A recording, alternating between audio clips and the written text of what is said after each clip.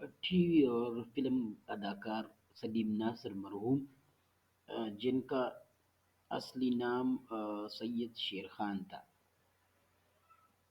سلیم ناصر نے 150 T V ڈراموں اور چند فلموں میں کام کیا۔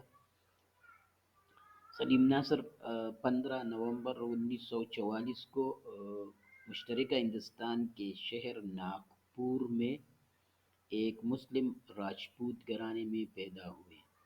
سلیم ناصر کا کیریئر اگرچہ مختصر تھا لیکن بہت کامیاب تھا، اور انہوں نے ٹی وی ڈراموں سے بہت شہرت پائی۔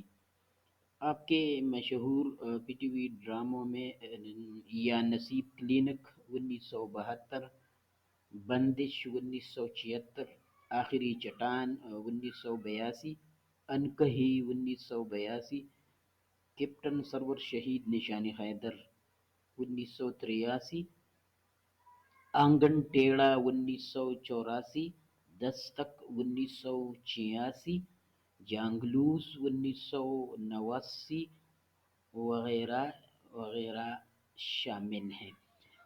اس کے علاوہ وہ پی ٹی وی کے مشہور اسٹیج شو سلور جوبلی 1983 میں بھی بطور مہمان آئے۔